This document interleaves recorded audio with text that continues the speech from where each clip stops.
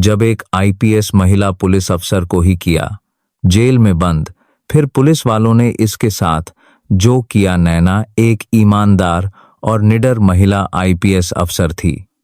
एक दिन वह सिविल ड्रेस में एक थाने का गुप्त निरीक्षण करने पहुंची। जैसे ही वह थाने के अंदर दाखिल हुई, उसकी नजर लॉकअप में गिरफ्तार एक रोती हुई महिला पर पड़ी। पुलिस वालों ने उसे इसीलिए गिरफ्तार कर लिया कि वह गांव के जमींदार के काले कारनामे के खिलाफ रिपोर्ट लिखवाने आई। पुलिस ने उल्टा उसे ही फंसा दिया।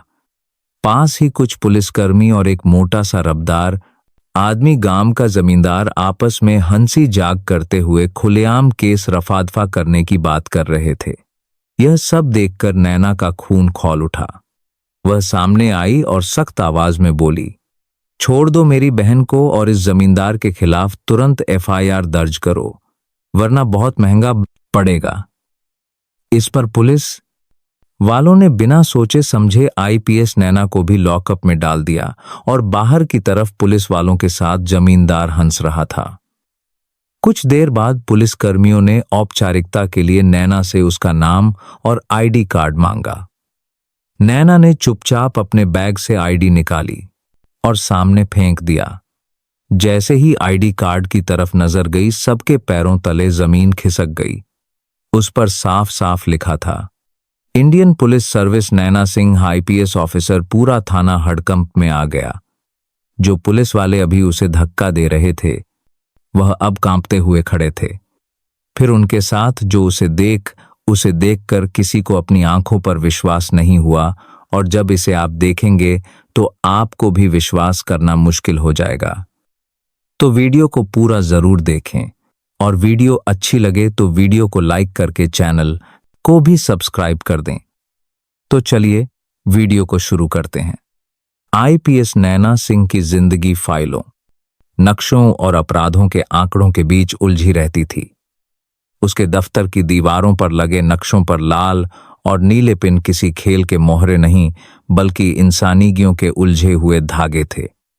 सीतापुर जिले की कमान संभाले उसे अभी 6 महीने ही हुए थे, लेकिन इतने कमान समय में ही उसका नाम अपराधियों के लिए खौफ और आम जनता के लिए उम्मीद का दूसरा नाम बन चुका था।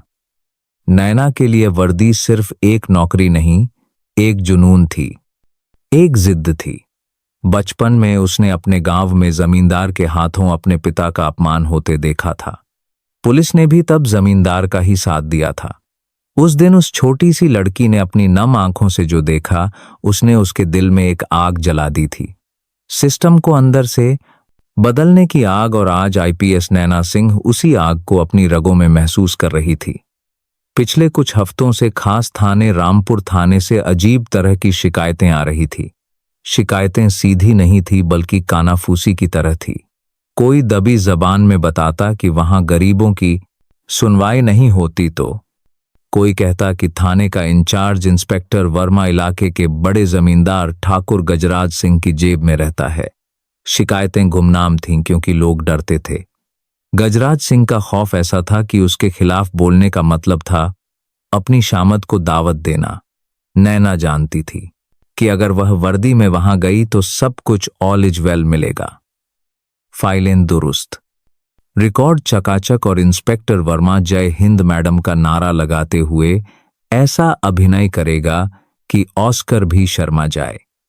सच्चाई की परतें तो तब खुलती हैं जब सिस्टम को यह पता ना हो कि कोई उसे देख रहा है। एक दोपहर अपनी मेज पर रखी फाइलों को देखते हुए नैना ने एक फैसला किया। उसने अपने भरोसेमंद ड्राइवर और ऑपरेटर को बुलाया। राम सिंह, गाड़ी तैयार करो, लेकिन आज वर्दी नहीं, सिविल ड्रेस। और हाँ, कोई तामझाम नहीं, कोई हॉर्न नहीं, हम रामपुर जा रहे हैं। राम सिंह, जो नैना के तेवरों से वाकिफ था, बस सिर हिलाकर चला गया। वह जानता था कि जब मैडम इस अंदाज में होती हैं तो किसी बड़े तूफान की आहट होती है। नैना ने एक बहुत ही साधारण सा सूती सलवार कमीज पहना, बालों को ढीला ढाला बांध लिया और चेहरे पर एक हल्की सी शिकन ओढ़ ली, जैसे वह दुनिया की सताई हुई कोई आम औरत हो। उसने अपनी सर्विस रिवॉल्वर और आईडी कार्ड एक मामूली से दिखने वाले हैंडबैग में डाल लिया। जब वह शीशे के सामने खड़ी हुई तो उसे आईपीएस नैना सिंह नहीं बल्कि सीतापुर की हजारों बेबस औरतों में से एक का अक्स दिखाई दिया। चलो आज देखते हैं कि कानून का राज चलता है या ठाकुर का, उसने खुद से कहा और दफ्तर के पिछले दरवाजे से बाहर निकल गई। रामपुर थाने की पुरानी बदरंग इमारत दोपहर की धूप में और भी उदास लग रही थी। दीवारों से प्लास्टर उखड़ रहा था और गेट पर लगा बोर्ड एक तरफ झुका हुआ था, मानो खुद सिस्टम की तरह थक गया हो।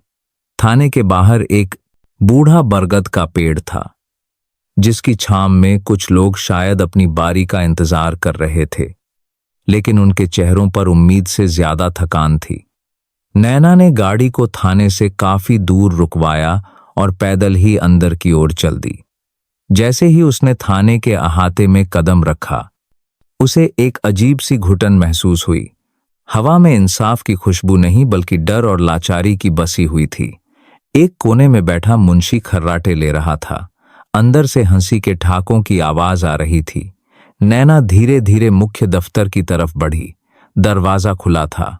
अंदर का नजारा देखकर एक पल के लिए उसके पैरों के नीचे से जमीन खिसक गई।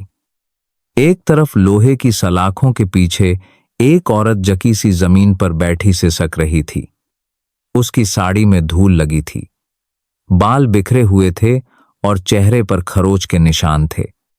उसकी आंखों में बेबसी का समंदर था। और दूसरी तरफ थाने के इंचार्ज इंस्पेक्टर वर्मा की मेज के सामने एक बड़ी सी कुर्सी पर एक मोटा ताजा रोपदार आदमी बैठा था। उसने सफेद रंग का सफारी सूट और गले में सोने की मोटी चैन पहन रखी थी।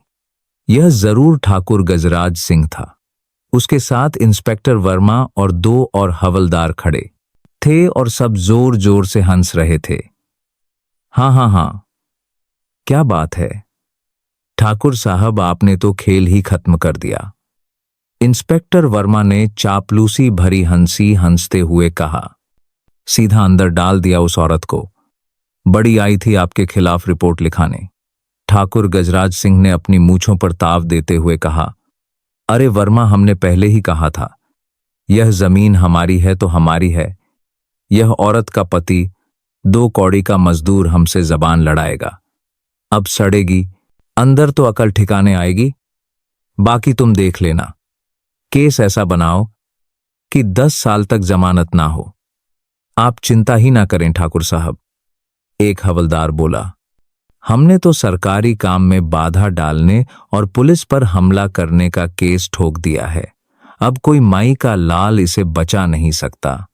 यह सब सुनकर और देखकर नैना का खून खौल उठा। उसके कानों में सीटी बजने लगी। जिस वर्दी की इज्जत के लिए उसने अपनी जान की बाजी लगा दी, हार थी। उसी वर्दी को पहने यह लोग एक मजलूम औरत की इज्जत और हक को सरेआम नीलाम कर रहे थे। वह लॉकअप में बंद औरत कोई और नहीं बल्कि इस देश का कानून था, जो आज खुद कैद में था। नैना का दिल उस औरत के लिए तड़प उठा। वह देख सकती थी कि वह औरत सिर्फ रो नहीं रही थी बल्कि अंदर ही अंदर टूट रही थी। उसका भरोसा मर रहा था। नैना ने एक गहरी सांस ली। तूफान आने से पहले की खामोशी थी यह। नैना अब और बर्दाश्त नहीं कर सकती थी। वह एक शेरनी की तरह आगे बढ़ी और उस कमरे में दाखिल हो गई। उसकी चाल में एक आम औरत की घबराहट नहीं बल्कि एक अफसर का आत्मविश्वास था, जिसे वह छुपाने की कोशिश भी नहीं कर रही थी। उसकी आवाज कमरे की हंसी में एक चाबुक की तरह पड़ी। छोड़ दो इस औरत को। सबकी नजरें एक साथ उस पर घूमी। इंस्पेक्टर वर्मा, ठाकुर और बाकी पुलिस वाले उसे ऊपर से नीचे तक घूरने लगे। एक मामूली सी औरत थाने के अंदर आकर सीधे ठाकुर गजराज सिंह और पुलिस को चुनौती दे रही थी। यह उनके लिए एक मजाक था। ठाकुर गजराज सिंह ने उसे घूरते हुए पूछा, कौन है रे तू और तेरी हिम्मत कैसे हुई? ठाकुर गजराज सिंह के मामले में बोलने की नैना की आंखों में आग थी। उसने ठाकुर को नजरअंदाज किया और सीधा, इंस्पेक्टर वर्मा की आंखों में आंखें डालकर बोली, मैंने कहा इस औरत को बाहर निकालो और इस जमींदार के खिलाफ तुरंत एफआईआर दर्ज करो।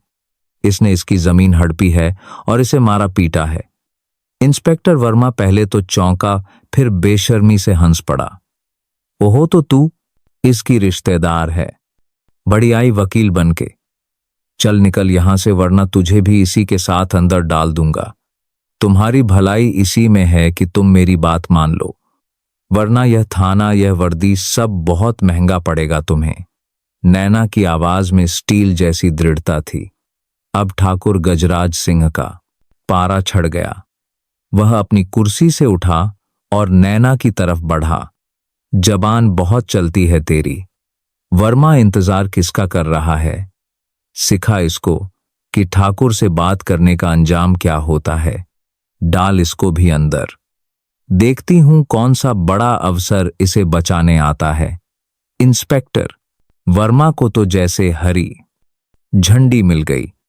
उसने अपने हवलदारों को इशारा किया, पकड़ो इसको और डाल दो लॉकअप में। आज दो दो शिकार हाथ लगे हैं। दो हवलदार नैना की तरफ बढ़े। नैना अपनी जगह पर स्थिर खड़ी रही। उसकी आंखों में डर का नामो निशान नहीं था। एक हवलदार ने उसका हाथ पकड़ने की कोशिश की। नैना ने फुर्ती से अपना हाथ झटक दिया और ऐसी नजरों से उसे घूरा कि हवलदार के कदम एक पल के लिए ठिठक गए। उसे नैना की आंखों में कुछ ऐसा दिखा जो आम नहीं था। लेकिन इंस्पेक्टर वर्मा ने चिल्लाकर कहा, देख क्या रहे हो, घसीट कर ले जाओ इसे। अब हवलदारों ने कोई लिहाज नहीं किया। उन्होंने नैना को दोनों तरफ से पकड़ लिया और उसे घसीटने लगे। नैना ने कोई संघर्ष नहीं किया। वह बस उन सबके चेहरे देख रही थी। उनकी बेशर्मी, उनकी क्रूरता और उनकी आंखों में सत्ता का नशा। उसे उन पर गुस्सा नहीं तरस आ रहा था। उन्होंने नैना को लाकर उसी लॉकअप में धकेल दिया जहां वह गरीब औरत पहले से ही बंद थी। लोहे का दरवाजा एक जोरदार आवाज के साथ बंद हुआ और ताला लगा दिया गया। बाहर ठाकुर गजराज सिंह और इंस्पेक्टर वर्मा जोर जोर से हंस रहे थे। अब पता चलेगा इसे कानून क्या होता है। हाँ, ठाकुर ने कहा। लॉकअप के अंदर वह पीड़ित औरत, जिसका नाम लक्ष्मी था, सहमी हुई नैना को देख रही थी। उसके मन में आया, यह बेचारी भी मेरी वजह से फंस गई। नैना जमीन पर बैठी और लक्ष्मी के कंधे पर हाथ रखा। डरो मत बहन, बस थोड़ी देर और। लक्ष्मी ने रोते हुए कहा, अब कुछ नहीं होगा दीदी, यह लोग राक्षस हैं, यह हमें मार डालेंगे। नैना ने उसकी आंखों में देखा और एक शांत मगर दृढ़ आवाज में कहा, आज राक्षस का अंत होगा, बस देखती जाओ। उसकी आवाज में ऐसा भरोसा था कि लक्ष्मी के दिल में भी उम्मीद की एक छोटी सी किरण जाग गई। वह चुपचाप नैना को देखने लगी, जो सलाखों के बाहर हंसते हुए शैतानों को एक तक घूर रही थी। लगभग आधा घंटा बीत गया। बाहर की दुनिया में ठाकुर गजराज सिंह चाय पी रहा था और इंस्पेक्टर वर्मा को अपनी बहादुरी के किस्से सुना रहा था। वे लोग पूरी तरह से भूल चुके थे कि उन्होंने किसे कैद किया है। उनके लिए नैना सिर्फ एक और औरत थी जिसकी आवाज को उन्होंने कुचल दिया था। थाने का माहौल शांत था। तभी एक युवा कांस्टेबल, जो इस पूरे तमाशे के दौरान चुपचाप खड़ा था, इंस्पेक्टर वर्मा के पास आया। वह थोड़ा घबराया हुआ लग रहा था। सर, उसने धीरे से कहा। क्या है यादव? वर्मा ने झंझुलाकर पूछा। सर, वह जिन दो औरतों को हमने लॉकअप में डाला है, काम से रोज नामचे डेली डायरी में एंट्री तो कर लें। नियम तो यही कहता है सर, नाम पता पूछना पड़ेगा। यादव थोड़ा ईमानदार किस्म का था और उसे यह सब ठीक नहीं लग रहा था। वर्मा ने एक पल सोचा, बात तो सही थी। कल को कोई पूछताछ हुई तो क्या जवाब देंगे? उसने अकड़ कर कहा। हाँ, ठीक है, जा पूछ ले, नाम पता दोनों का और लिख दे कि पुलिस स्टेशन में घुसकर हंगामा कर रही थी। कांस्टेबल यादव एक रजिस्टर और कलम लेकर लॉकअप की तरफ बढ़ा। बाहर से ही उसने आवाज लगाई, तुम दोनों अपना अपना नाम और पता बताओ। लक्ष्मी ने डर के मारे कुछ नहीं कहा। नैना धीरे धीरे उठी और सलाखों के पास आई। उसकी आंखों में शांति थी, लेकिन यह तूफान से पहले की शांति थी। उसने कांस्टेबल की आंखों में देखा। नाम जानना है मेरा? नैना ने पूछा। उसकी आवाज इतनी ठंडी थी कि यादव को एक पल के लिए सिहरन महसूस हुई। हाँ, नाम और पहचान के लिए कोई कार्ड है तो वह भी दे दो, यादव ने कहा, जो बस अपनी ड्यूटी कर रहा था। नैना ने कोई जवाब नहीं दिया। वह चुपचाप अपने साधारण से दिखने वाले हैंडबैग में हाथ डाला। बाहर खड़े इंस्पेक्टर वर्मा और दूसरे हवलदार यह सब देख रहे थे। उन्हें लगा कि शायद वह कोई राशन कार्ड या आधार कार्ड निकालेगी, लेकिन नैना के हाथ में जो चीज आई उसे देखकर यादव की आंखें फटी की फटी रह गई। वह एक गहरे नीले रंग का कवर वाला आईडी कार्ड था, जिस पर सुनहरे अक्षरों में अशोक स्तंभ बना हुआ था। नैना ने वह आईडी कार्ड सलाखों के बीच से बाहर फेंका। वह कार्ड फिसलकर यादव के पैरों के पास जाकर गिरा। यादव ने कांपते हाथों से कार्ड उठाया। जैसे ही उसने कार्ड खोला और उस पर लिखे शब्दों को पढ़ा, उसके चेहरे का रंग उड़ गया। उसके हाथ से रजिस्टर छूटकर जमीन पर गिर गया। उसके मुंह से सिर्फ एक शब्द निकला, सर। इंस्पेक्टर वर्मा को लगा कि यादव ड्रामा कर रहा है। क्या हुआ, भूत देख लिया क्या? उसने हंसते हुए कहा और यादव की तरफ बढ़ा। उसने यादव के हाथ से लगभग छीनते हुए वह आईडी कार्ड लिया और फिर समय जैसे रुक गया। इंस्पेक्टर वर्मा की आंखों के सामने वह शब्द नाच रहे थे। Naina Singh, Indian police service, IPS district superintendent of police, ESP Sitapur. 1 पल, 2 पल, 3 पल। वर्मा मूर्ति की तरह खड़ा रहा। उसके चेहरे से सारा खून जैसे किसी ने निचोड़ लिया हो। उसकी आंखों की चमक गायब हो गई और वहां सिर्फ खौफ तैर रहा था।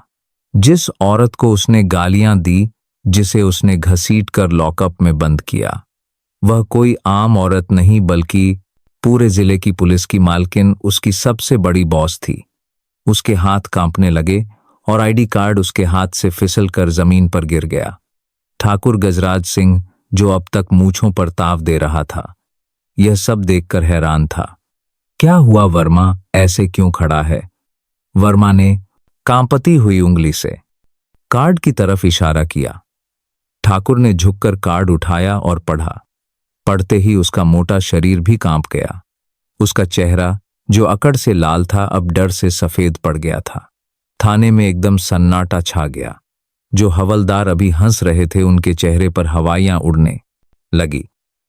उन्हें अपनी मौत सामने खड़ी नजर आ रही थी।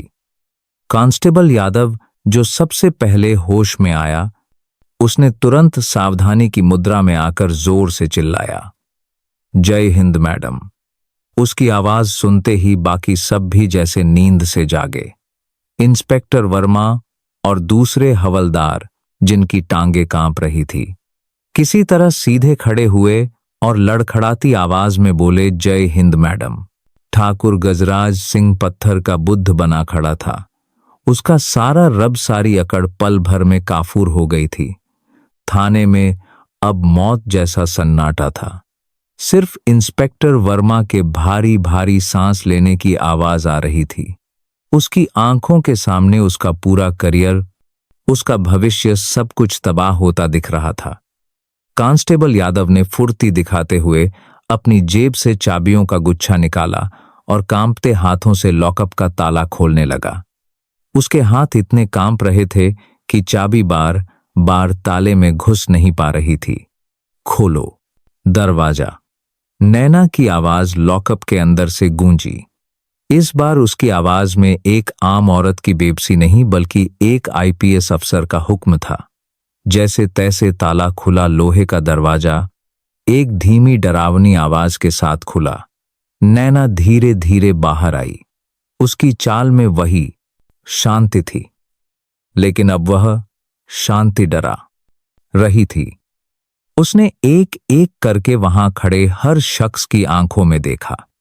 इंस्पेक्टर वर्मा दोनों हवलदार और ठाकुर गजराज सिंह किसी की हिम्मत नहीं हुई कि नैना की आंखों में 1 सेकंड से ज्यादा देख सके।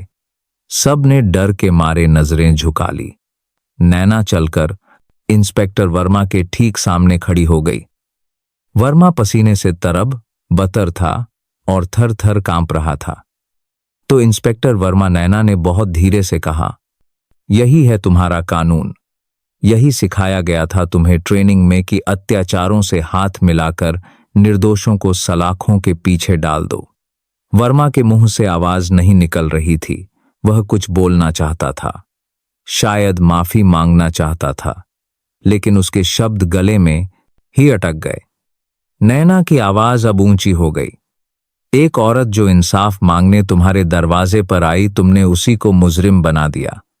और किसके लिए? इस 2 कौड़ी के जमींदार के लिए बेच दी तुमने अपनी वर्दी, अपनी इज्जत, अपना जमीर, सब कुछ बेच दिया।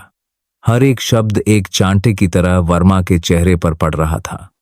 नैना अब ठाकुर गजराज सिंह की तरफ घूमी, जो अब दीवार से सटकर खड़ा होने की कोशिश कर रहा था। और तुम ठाकुर, बहुत गुरूर था ना तुम्हें अपनी ताकत पर, अपने पैसे पर। तुम सोचते थे कि तुम पुलिस को अपनी जेब में रखकर कुछ भी कर सकते हो। अब मैं तुम्हें दिखाऊंगी कि कानून के हाथ कितने लंबे होते हैं। नैना वापस मुड़ी और कांस्टेबल यादव को आदेश दिया, जो अभी भी सावधानी की मुद्रा में खड़ा था। कांस्टेबल यादव ने तुरंत जवाब दिया, जी मैडम। इस ठाकुर गजराज सिंह को अभी इसी वक्त गिरफ्तार करो। इसके खिलाफ लूट, मारपीट, धमकी देने और एक औरत की इज्जत पर हाथ डालने की धाराओं में FIR दर्ज करो। और हां, एक और FIR सरकारी अफसरों को उनकी ड्यूटी से भटकाने और एक IPS अफसर को गैरकानूनी तरीके से हिरासत में रखने की। आदेश सुनते ही यादव और 1-2 और सिपाही, जो अब तक डरे से खड़े थे, हरकत में आए। उन्होंने ठाकुर गजराज सिंह को पकड़ लिया, जिसने अब तक कोई प्रतिरोध नहीं किया। उसका सारा नशा उतर चुका था। फिर नैना उन तीनों पुलिस वालों की तरफ मुड़ी, इंस्पेक्टर वर्मा और उसके 2 चमचे हवलदार। नैना ने कहा, तुम तीनों को मैं तत्काल प्रभाव से सस्पेंड करती हूं। तुम लोग इस वर्दी के लायक नहीं हो। अब तुम्हारे खिलाफ डिपार्टमेंटल इंक्वायरी होगी और मैं पर्सनली देखूंगी कि तुम लोगों को नौकरी से बर्खास्त किया जाए, ताकि भविष्य में कोई और पुलिस वाला अपनी वर्दी को दागदार करने से पहले 1000 बार सोचे। उसने अपनी जेब से फोन निकाला और जिले के हेडक्वार्टर में फोन लगाया। हेलो, मैं SP नैना सिंह बोल रही हूं। रामपुर थाने में तत्काल एक नई टीम भेजो। और हां, यहां के इंस्पेक्टर वर्मा और 2 हवलदारों के सस्पेंशन ऑर्डर तुरंत तैयार करो। मैं खुद यहां मौजूद हूं। इस थाने के सारे रिकॉर्ड सील किए जाएंगे। अब इस पूरे थाने की जांच मैं खुद करूंगी। फोन काटते ही पूरे थाने में भगदड़ मच गई। जो पुलिस वाले अब तक तमाशा देख रहे थे, वे सब अपने काम में ऐसे जुट गए जैसे उनसे ज्यादा ईमानदार कोई है ही नहीं। जैसे ही ठाकुर गजराज सिंह को हथकड़ी लगाकर लॉकअप में डाला जा रहा था, लक्ष्मी, जो अब तक चुपचाप यह सब देख रही थी, धीरे धीरे बाहर आई। उसकी आंखों से आंसू बह रहे थे, लेकिन यह आंसू डर या बेबसी के नहीं, बल्कि खुशी और कृतज्ञता के थे। वह दौड़ती हुई आई और नैना के पैरों में गिर गई। आप भगवान हैं दीदी। आपने आज मेरी इज्जत, मेरा घर, सब कुछ बचा लिया। मैं तो मर ही गई थी। नैना ने उसे तुरंत उठाया और अपने गले से लगा लिया। उसने लक्ष्मी के सिर पर हाथ फेरते हुए कहा, रो मत बहन, मैं कोई भगवान नहीं। मैं तो बस अपनी ड्यूटी कर रही हूं। यह तुम्हारा हक था जो तुम्हें मिला है। नैना ने लक्ष्मी के आंसू पोंछे और उसकी आंखों में देखकर कहा, अब कोई तुम्हारा हक नहीं छीन सकता। यह देश किसी जमींदार की जागीर नहीं है। यह कानून का राज है, और जब तक मुझ जैसे अफसर इस वर्दी में है, कोई भी किसी मजबूर की आवाज को दबा नहीं सकता। उसने कांस्टेबल यादव को बुलाया। यादव, इस बहन को सम्मान के साथ घर छोड़कर आओ और सुनिश्चित करो कि भविष्य में इसे या इसके परिवार को कोई परेशान ना करें। जी मैडम, यादव ने कहा और लक्ष्मी को सहारा देकर जीप की तरफ ले गया। लक्ष्मी जाते जाते मुड़कर नैना को देख रही थी। उसकी आंखों में असीम श्रद्धा थी। कुछ ही देर में हेडक्वार्टर से नई पुलिस टीम आ गई। नैना ने उन्हें चार्ज सौंपा और एक एक करके सारे रिकॉर्ड्स की जांच शुरू कर दी। उसे पता था कि यह सिर्फ एक केस नहीं है, बल्कि एक बड़ी षड्यंत्र की शुरुआत है। रामपुर थाने की फाइलें कई और गजराज सिंह और वर्मा की कहानियों को दफन किए हुए थी। रामपुर थाने की घटना को एक हफ्ता बीत चुका था। नैना के उस एक दिन के एक्शन ने पूरे सीतापुर जिले में भूचाल ला दिया था। झुका हुआ बोर्ड अब सीधा खड़ा था और थाने पर नई चुस्त टीम तैनात थी। इंस्पेक्टर वर्मा और उसके 2 साथी सस्पेंड होकर इंक्वायरी का सामना कर रहे थे। ठाकुर गजराज सिंह, जिसकी इलाके में तूती बोलती थी, अब जेल की सलाखों के पीछे था। लक्ष्मी और उसके जैसे कई और गरीब परिवारों के लिए नैना किसी देवी से कम नहीं थी। लोगों का खाकी वर्दी पर भरोसा लौट रहा था। सब कुछ ठीक लग रहा था, लेकिन नैना जानती थी कि यह तूफान के बाद की शांति नहीं, बल्कि एक नए और बड़े तूफान से पहले की खामोशी है। गजराज सिंह सिर्फ एक जमींदार ही नहीं था, बल्कि एक बड़ी और गहरी सड़ी हुई व्यवस्था का एक छोटा सा मोहरा था। उसकी जड़ें बहुत ऊपर तक थी, और जब जड़ों पर हमला होता है तो पूरा पेड़ बौखला जाता है। यह बौखलाहट नैना को अपने सीनियर डीआईजी शर्मा के ऑफिस में देखने को मिली। नैना, यह तुमने क्या किया? डीआईजी शर्मा ने अपनी मेज पर रखी फाइलों पर हाथ पटकते हुए कहा। उनके चेहरे पर प्रशंसा नहीं बल्कि तनाव था। तुमने गजराज सिंह पर हाथ डाल दिया। जानती हो वह कौन है? एक अपराधी ही है सर, और मेरा काम अपराधियों को पकड़ना है। नैना ने शांत मगर दृढ़ता से जवाब दिया। वह सिर्फ एक अपराधी नहीं है नैना, वह विधायक गंगाशरण चौबे का दाहिना हाथ है। चौबे जी का फोन आया था मेरे पास, बहुत गुस्से में थे। शर्मा ने कहा। उनकी आवाज में नैना के लिए चिंता कम और अपनी कुर्सी की चिंता ज्यादा झलक रही थी। नैना जानती थी कि विधायक गंगाशरण चौबे कौन है। सत्ताधारी पार्टी का एक बड़ा कार था और बाहुबली नेता, जिसके ऊपर खुद दर्जनों केस चल रहे थे। लेकिन अपनी पहुंच के कारण कानून हमेशा उससे कुछ इंच दूर रह जाता था। सर, कानून की नजर में सब बराबर हैं, चाहे वह जमींदार हो या विधायक।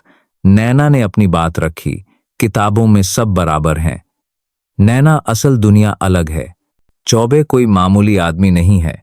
वह तुम्हारी पोस्टिंग रुकवा सकता है, तुम्हारा ट्रांसफर करवा सकता है, तुम्हारे खिलाफ झूठी जांच बिठा सकता है। मैं तुम्हें सलाह दे रहा हूं, इस केस को थोड़ा ढीला छोड़ दो। गजराज की जमानत होने दो, मामले को ठंडा हो जाने दो। नैना को डीआईजी शर्मा की बातें सुनकर निराशा हुई, लेकिन हैरानी नहीं। उसने ऐसे कई अफसर देखे थे जो सिस्टम के दबाव में झुक जाते थे। सॉरी सर, नैना ने खड़े होते हुए कहा। मैंने जब यह वर्दी पहनी थी तो संविधान की कसम खाई थी, किसी विधायक की नहीं। जांच तो होगी और पूरी गहराई से होगी। यह कहकर नैना उनके ऑफिस से बाहर निकल गई। डीआईजी शर्मा बस उसे जाते हुए देखते रहे। उन्हें पता था कि यह लड़की किसी की नहीं सुनेगी और अब खेल बड़ा होने वाला था। उसी रात लक्ष्मी अपने छोटे से घर के आंगन में बच्चों को खाना खिला रही थी। उसका पति दीनू, जो दिन भर खेत में मजदूरी करके लौटा था, पास ही बैठा था। रामपुर थाने की घटना के बाद से उनके जीवन में एक सुकून था। अब उन्हें ठाकुर के आदमियों का डर नहीं था। तभी बाहर गली में एक बड़ी गाड़ी के रुकने की आवाज आई। गाड़ी की हेडलाइट सीधे उनके दरवाजे पर पड़ रही थी। दीनू और लक्ष्मी घबरा गए। इतनी रात को कौन हो सकता है? दरवाजे पर जोर जोर से दस्तक हुई। दीनू ने डरते डरते दरवाजा खोला। सामने 4 गुंडे जैसे लोग खड़े थे और उनके पीछे खड़ा था एक लंबा पतले होठों वाला आदमी जिसकी आंखों में क्रूरता भरी थी। वह विधायक गंगाशरण चौबे का खास गुंडा मुन्ना था। मुन्ना ने पान चबाते हुए पूछा, दीनू यही नाम है ना? तेरा दीनू की जुबान हलक में ही सूख गई। उसने बस सिर हिलाया। मुन्ना ने घर के अंदर झांकते हुए पूछा, तेरी बीवी है लक्ष्मी, जहां लक्ष्मी अपने बच्चों को सीने से चिपकाए खड़ी थी। सुनो ध्यान से। मुन्ना आगे बढ़ा और दीनू का कॉलर पकड़ लिया। ठाकुर साहब को अंदर करवा के तुम लोगों ने अच्छा नहीं किया। विधायक जी बहुत नाराज हैं। एक मौका दे रहे हैं तुम दोनों को। कल सुबह कोर्ट में जाकर अपनी गवाही बदल देना। कह देना कि सब झूठ था, तुमसे जबरदस्ती बयान दिलवाया गया था। समझ गए? दीनू डर से कांप रहा था। लक्ष्मी हिम्मत करके आगे आई। हम झूठ नहीं बोलेंगे, मैडम ने हमें इंसाफ दिलाया है। मुन्ना जोर से हंसा। मैडम? अरे वह कल की आई छोकरी क्या बिगाड़ लेगी हमारा आज यहां है। कल उसका ट्रांसफर किसी जंगल में हो जाएगा, लेकिन तुम लोगों को तो यहीं रहना है। अपने बच्चों की शक्ल देख ले एक बार। अगर गवाही बदली नहीं तो कल का सूरज नहीं देख पाओगे। यह कहकर उसने दीनू को एक जोर का धक्का दिया और अपनी टीम के साथ गाड़ी में बैठकर चला गया। दीनू और लक्ष्मी के लिए वह रात कयामत की रात थी। एक तरफ एसपी मैडम का दिया हुआ भरोसा था और दूसरी तरफ उनके बच्चों की जिंदगी का सवाल। डर धीरे धीरे उस उम्मीद पर हावी हो रहा था जो नैना ने बड़ी मुश्किल से जगाई थी। अगली सुबह नैना को अपने एक खबरी से लक्ष्मी के घर हुई घटना की जानकारी मिली। सुनते ही उसका खून खौल उठा। उसने तुरंत कांस्टेबल यादव को लक्ष्मी के घर भेजा और उसे और उसके परिवार को सुरक्षा के लिए पुलिस लाइन में शिफ्ट करने का आदेश दिया। जब लक्ष्मी नैना के ऑफिस में आई तो वह बुरी तरह डरी हुई थी। मैडम, वह लोग हमें मार डालेंगे, मेरे बच्चों को। वह रोते हुए बोली। नैना ने उसे अपने पास बिठाया और पानी पिलाया। लक्ष्मी, तुम्हें मुझ पर भरोसा है। लक्ष्मी ने आंसुओं के बीच सिर हिलाया। तो फिर डरो मत। जब तक मैं यहां हूं तुम्हारे परिवार को कोई छू भी नहीं सकता। यह लोग तुम्हें डराकर केस को कमजोर करना चाहते हैं, लेकिन हम ऐसा होने नहीं देंगे। तुम मेरी जिम्मेदारी हो। नैना के शब्दों ने लक्ष्मी को हिम्मत दी, लेकिन नैना खुद जानती थी कि यह लड़ाई अब सिर्फ लक्ष्मी की नहीं बल्कि उसकी अपनी बन चुकी थी। उसने तुरंत विधायक गंगाशरण चौबे के गुंडे मुन्ना और उसके साथियों के खिलाफ धमकाने का केस दर्ज करने का आदेश दिया। यह एक तरह से सीधे सीधे विधायक को चुनौती थी। अब नैना 2 मोर्चों पर लड़ रही थी। एक तरफ वह गजराज सिंह के खिलाफ सबूत जुटा रही थी और दूसरी तरफ वह अपने ही डिपार्टमेंट के अंदर के दबाव और राजनीतिक हस्तक्षेप से निपट रही थी। उसके साथ ही अफसर उससे कतराने लगे। कई लोगों ने उसे प्रैक्टिकल होने की सलाह दी। उसे अकेला महसूस होने लगा। रात में जब वह अपने सरकारी क्वार्टर में अकेली होती तो उसे कभी कभी शक होता, क्या वह जो कर रही है वह सही है? क्या वह एक अकेली लड़की इस सड़े हुए सिस्टम से लड़ पाएगी? लेकिन फिर उसे लक्ष्मी का डरा हुआ चेहरा और अपने पिता का अपमान याद आता और उसका इरादा और भी पक्का हो जाता। यह लड़ाई वह सिर्फ दूसरों के लिए नहीं बल्कि अपने उसूलों के लिए लड़ रही थी। उसने गजराज सिंह की पुरानी फाइलें निकलवानी शुरू की। उसने पाया कि जमीन हड़पने के कई और मामले थे, लेकिन हर बार किसी न किसी वजह से केस फाइल ही नहीं हुआ या सबूतों के अभाव में बंद हो गया। नैना ने उनके सोड आडवंड 82 डॉड सभी पुराने मामलों की फाइलें दोबारा खुलवा दी। वह एक एक करके उन सभी पीड़ितों से मिलने लगी जिन्हें गजराज ने कभी सताया था। शुरू में लोग डर के मारे कुछ भी बोलने को तैयार नहीं थे, लेकिन जब उन्होंने देखा कि एएसपी खुद उनके दरवाजे पर चलकर आई है तो धीरे धीरे उनकी हिम्मत खुली। एक बूढ़े किसान ने बताया कि कैसे गजराज ने उसकी फसल जलवा दी थी। एक विधवा ने रोते हुए बताया कि कैसे उसके पति को झूठे केस में फंसाकर गजराज ने उसकी जमीन अपने नाम करवा ली थी। जितनी परतें खुल रही थी, अपराध उतना ही गहरा और घिनौना निकलता जा रहा था। यह सिर्फ एक जमींदार की गुंडागर्दी नहीं थी, यह एक पूरा क्राइम सिंडिकेट था जिसे राजनीतिक संरक्षण मिला हुआ था। नैना के हाथ एक बहुत बड़ा सबूत लगा। उसे गजराज सिंह के पुराने मुंशी का पता चला, जिसे गजराज ने कुछ साल पहले धोखा देकर निकाल दिया था। वह मुंशी अब एक दूसरे शहर में गुमनामी की जिंदगी जी रहा था। नैना अपनी एक छोटी टीम के साथ बिना किसी को बताए उस मुंशी के पास पहुंची। शुरू में तो वह बहुत डरा, लेकिन नैना ने उसे सुरक्षा का पूरा भरोसा दिलाया। बदले की आग और 8EAT डाट। नैना की ईमानदारी देखकर मुंशी गवाही देने को तैयार हो गया। उसने नैना को एक पुरानी डायरी दी जिसमें गजराज के सारे काले कारनामों का कच्चा चिट्ठा था। किस अफसर को कब कितना पैसा दिया गया, किस जमीन पर कैसे कब्जा किया गया, और सबसे चौंकाने वाली बात इन तो के सब में विधायक गंगाशरण चौबे की सीधी हिस्सेदारी का जिक्र भी था। विधायक की रैलियों का सारा खर्चा गजराज ही उठाता था और बदले में विधायक उसे पुलिस और प्रशासन से बचाता था। यह डायरी एक बम थी जो पूरे जिले की राजनीति और प्रशासन को हिला सकती थी। नैना जानती थी कि अब उसे बहुत संभल कर कदम रखना होगा। उसने उस डायरी की कई फोटोकॉपी करवाई और उसे एक सुरक्षित जगह पर रख दिया। अब नैना के पास गजराज और विधायक चौबे दोनों के खिलाफ पुख्ता सबूत थे। उसने कोर्ट में गजराज की जमानत अर्जी का पुरजोर विरोध किया और डायरी के कुछ अंश जज के सामने रखे। सबूतों को देखते हुए कोर्ट ने गजराज की जमानत खारिज कर दी। यह विधायक चौबे के मुंह पर एक करारा तमाचा था। वह समझ गया कि यह IPS अफसर रुकने वाली नहीं है। अब उसने अपना आखिरी और सबसे गंदा दांव चलने का फैसला किया। एक शाम जब नैना अपने ऑफिस से घर लौट रही थी तो एक सुनसान रास्ते पर एक ट्रक ने उसकी जीप को साइड से जोरदार टक्कर मारी। टक्कर इतनी भयानक थी कि जीप पलट गई। नैना का सिर डैशबोर्ड से टकराया और उसकी आंखों के आगे अंधेरा छा गया। जब नैना की आंखें खुली तो वह एक हॉस्पिटल के बेड पर थी।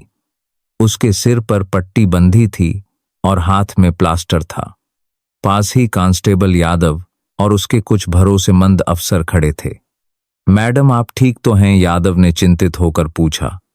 नैना को समझने में देर नहीं लगी कि यह एक एक्सीडेंट नहीं बल्कि एक जानलेवा हमला था।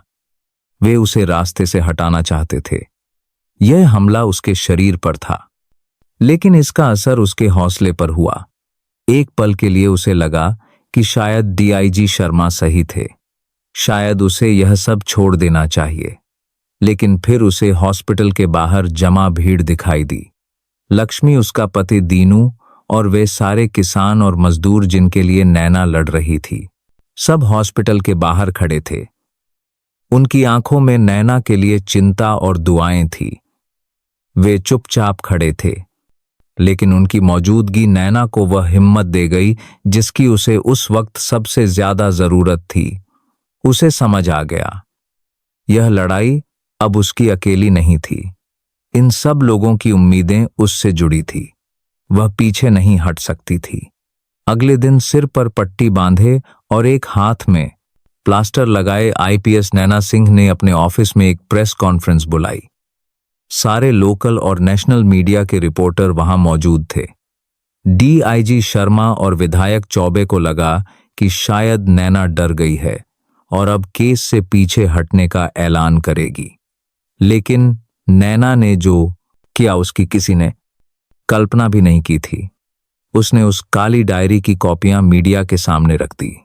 उसने एक एक करके गजराज सिंह और विधायक गंगाशरण चौबे के सारे काले कारनामों का पर्दाफाश किया। उसने अपने ऊपर हुए जानलेवा हमले का जिक्र भी किया और सीधे तौर पर इसके लिए विधायक को जिम्मेदार ठहराया।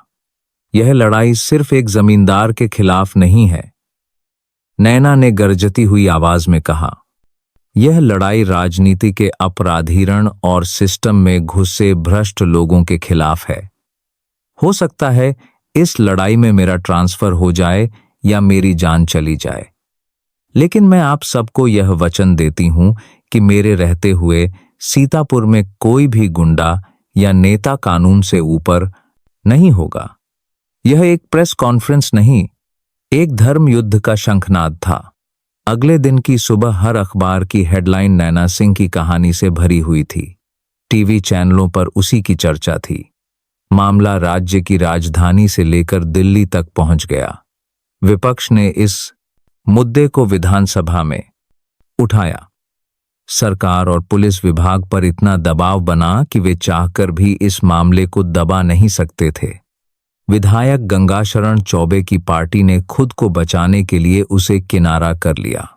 डीआईजी शर्मा ने भी हवा का रुख बदलते देख नैना को पूरा सहयोग देना शुरू कर दिया। नैना ने एक स्पेशल इन्वेस्टिगेशन टीम बनाई और विधायक गंगाशरण चौबे के खिलाफ सबूतों के आधार पर वारंट जारी कर बुलावा दिया। दशकों में पहली बार उस बाहुबली नेता को कानून का डर महसूस हुआ। इससे पहले कि वह भाग पाता, नैना की टीम ने उसे उसके फार्म हाउस से गिरफ्तार कर लिया। जिस दिन विधायक गंगाशरण चौबे और ठाकुर गजराज सिंह को एक ही कोर्ट में पेश किया गया, उस दिन सीतापुर के इतिहास में हमेशा के लिए दर्ज हो गया। नैना कोर्ट रूम में सबसे पीछे खड़ी यह सब देख रही थी। उसके चेहरे पर सुकून था। आज उसने सिर्फ अपराधियों को नहीं बल्कि उस सोच को हराया था जो मानती थी कि सत्ता और पैसा कानून से बड़ा है। लड़ाई अभी खत्म नहीं हुई थी। केस चलेगा, तारीखें पड़ेंगी, लेकिन एक मजबूत नींव रखी जा चुकी थी।